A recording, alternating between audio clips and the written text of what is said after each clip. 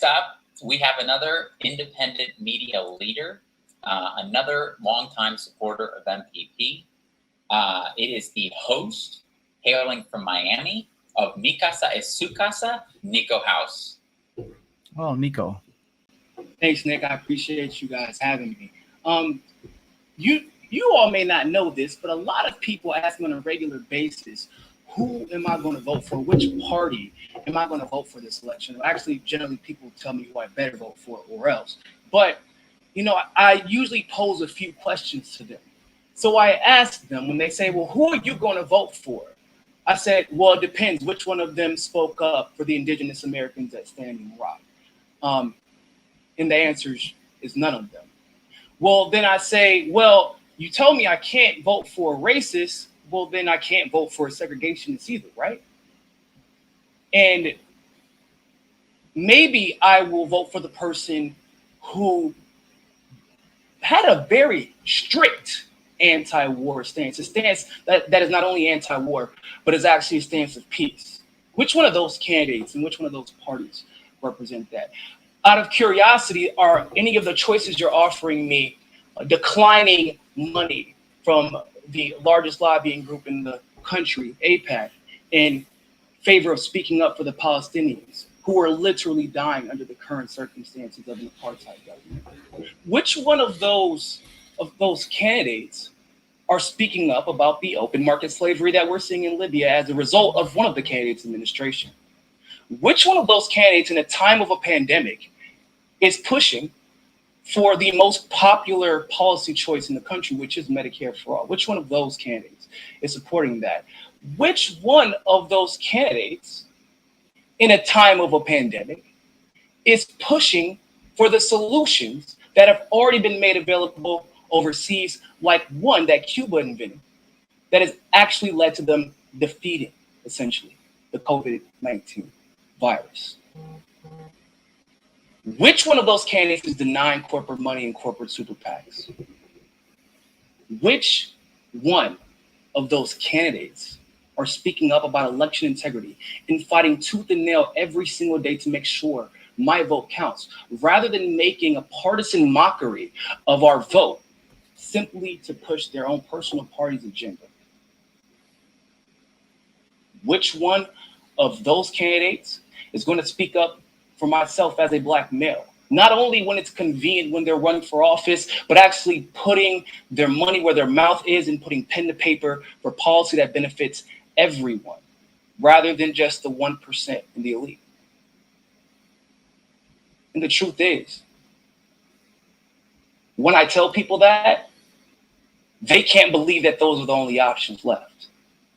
And you know how you make sure that these are not the only options left in 2 years, in 4 years, etc.?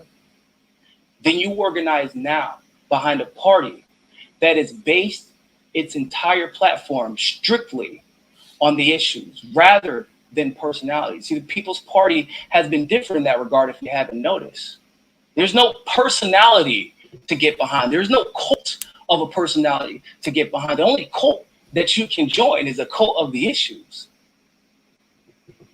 See, I know my history, and I understand that the best movements have always been focused but decentralized. And for those of you who may be in a position where you feel like you have to choose, because your choices are essentially, by the way, neo-fascism and civility fascism, right? The neo-fascism you can call out, but the civility fascism, well, we can't say anything about that because Trump might win. But once again, last time I checked, there was a Democratic president during Standing Rock, during Ferguson, during Baltimore, during Flint.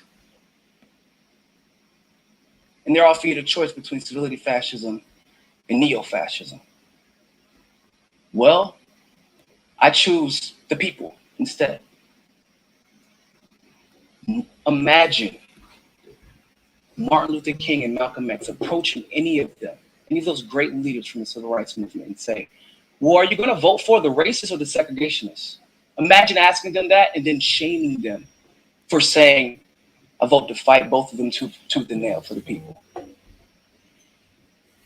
I vote for an anti-imperialist platform. I vote for a platform that treats healthcare as a right. I vote for a platform that takes climate change seriously. I vote for a platform that does preventative maintenance when it comes to healthcare rather than reacting to a pandemic after the fact. I vote for a platform that will ensure wages are fair, that labor is represented, that will not take corporate PAC money or super PAC money, because you can only have one master in politics. It's the people or the money.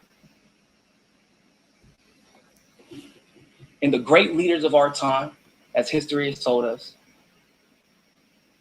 will choose the issues every single time, rather than playing to the party, either of the parties of the duopolies. And guess what? That's how we got civil rights. If you all can't remember, Martin Luther King was going to go after anybody who sat foot in that Oval Office.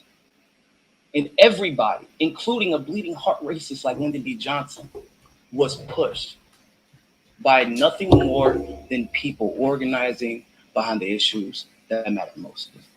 And so I want to thank Nick Grania. I want to thank all the other members who organized this brilliant convention. And I want to thank everybody else who has taken a stand against. This isn't voting for the lesser of two evils. It's just basically choosing to vote for evil. And we have to say no more will we vote for evil. Instead, we will fight for the issues.